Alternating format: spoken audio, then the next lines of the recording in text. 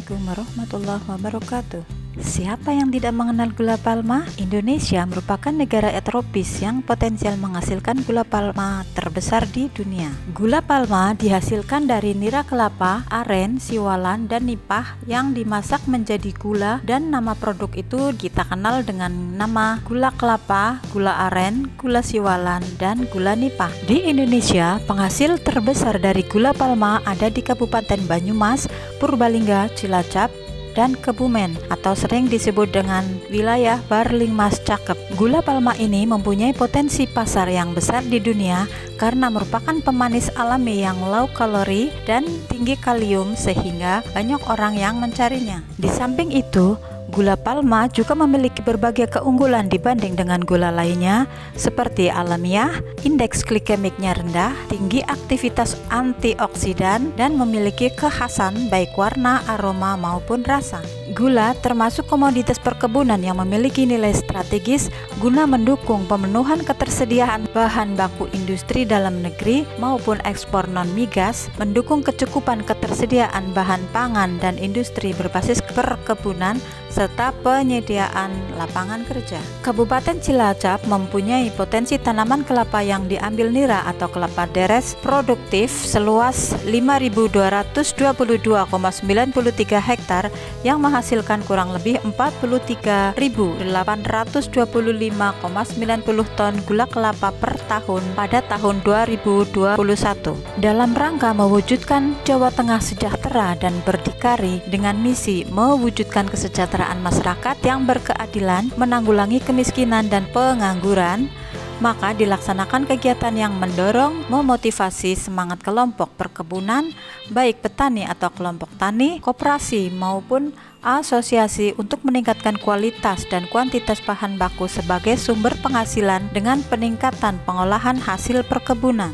Salah satu kegiatan ini adalah pelatihan pengolahan hasil perkebunan gula kelapa dengan sasaran para petani dan pengolah gula kelapa yang tergolong dalam kelompok tani Barokah 2 Desa Sidasari Kecamatan Cipari, kelompok tani Mekar Saluyu Desa Rawa Apu Kecamatan Patimuan, kelompok tani Karya Tani Maju 2 Desa Bulu Payung Kecamatan Patimuan, dan kelompok tani Dharma Sadar Desa Kaliwung Kecamatan Kedungreja. Kegiatan diselenggarakan oleh Dinas Pangan dan Perkebunan Kabupaten Cilacap dengan narasumber dari akademisi yaitu Dr. Karseno yang sehari-hari mengajar di Fakultas Pertanian Universitas Jenderal Sudirman Purwokerto, dan Bapak Tumio, praktisi sekaligus Ketua Asosiasi Kelapa Kabupaten Cilacap. Acara pelatihan berlangsung tanggal 2 sampai dengan 24 Mei 2023 selama 2 hari berturut-turut di masing-masing lokasi sasaran.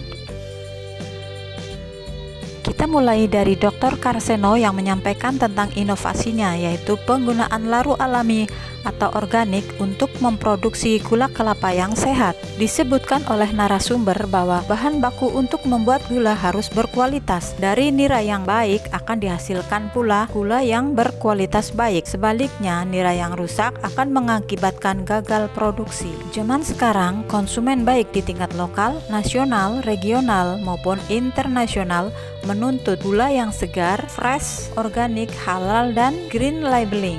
Selanjutnya disampaikan oleh narasumber bahwa gula yang menggunakan sodium metabisulfit ini menyebabkan beberapa kerugian, antara lain di dalam tubuh bersifat kumulatif sehingga bisa menyebabkan kanker, kemudian menstimulasi asma, menurunkan sensori gula, rasa, aroma, dan daya simpan gula pendek, juga merusak peralatan produksi gula dan tidak mendukung program pangan sehat. Menurut Permenkes nomor 722 tahun 88, sebenarnya penggunaan sodium bisulfit ini diperbolehkan dengan dosis 50-100 ppm. Tetapi prakteknya di lapangan dosis yang digunakan BPOM-nya sekarang Permenkes 50-100 ya.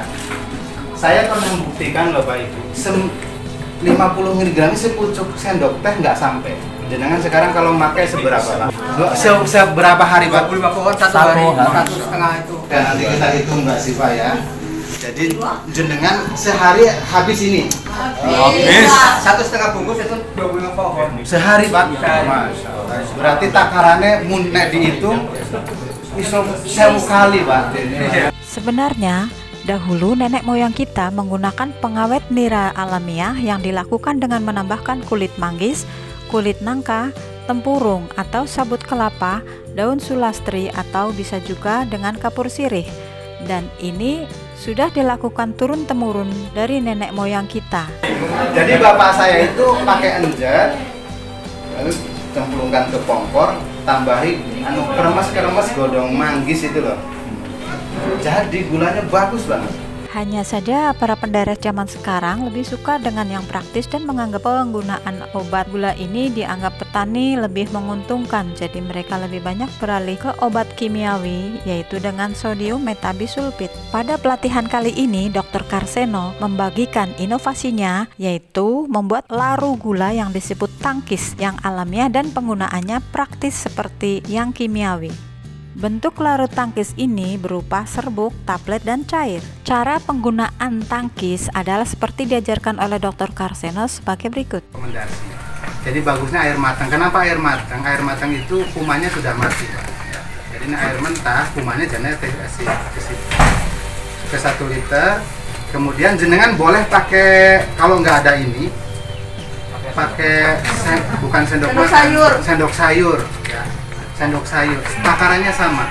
Sendok sayur sih, bukan sendok. Tangkis ini dihasilkan dari sebuah penelitian yang menggunakan bahan alamiah pilihan, diproduksi secara higienis, efektif menghambat kerusakan nira, menghasilkan gula yang berkualitas, serta masa simpan gula yang lebih lama. Merek Tangkis sudah mempunyai hak paten dan memiliki izin edar dari BPOM RI. Jadi sudah tidak meragukan lagi ya pemirsa. Yuk pemirsa, beritahu pembuat gula merah atau palma ini di lingkungan kita untuk beralih ke laru kimiawi, ke laru alamiah. Materi selanjutnya adalah peningkatan mutu gula kelapa dengan gula sehat oleh seorang praktisi gula sekaligus Ketua Asosiasi Petani Kelapa Indonesia atau APKI Kabupaten Cilacap, Bapak Tumio.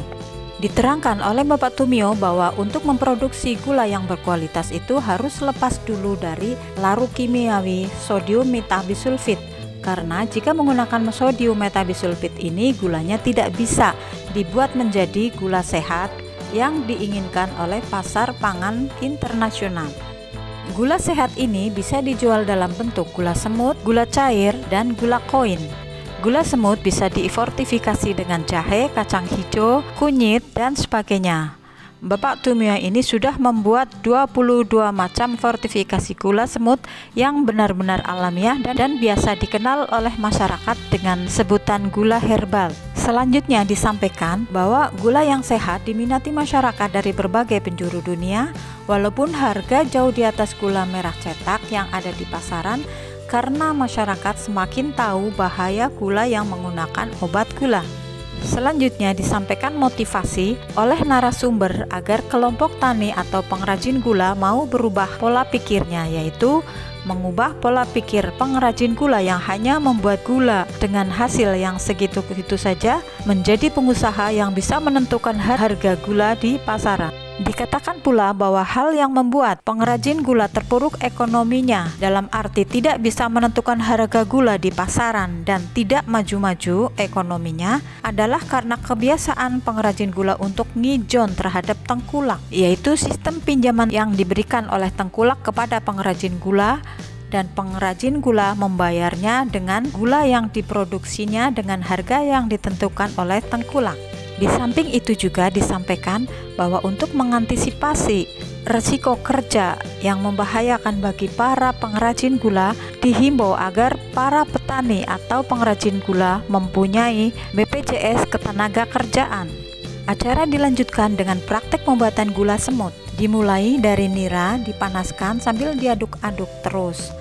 Kalau tidak diaduk, nanti gulanya mengerak pada wajan. Aduk terus sampai mengental dan keluar buih.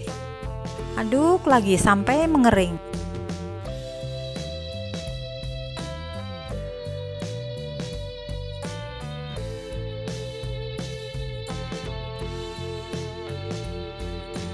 Lalu digerus menggunakan alat dari batok kelapa.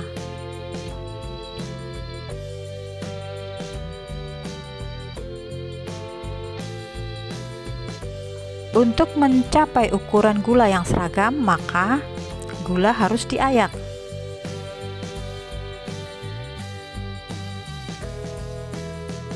Nah, setelah dingin baru dikemas. Demikian pemirsa, semoga bermanfaat. Wassalamualaikum warahmatullahi wabarakatuh.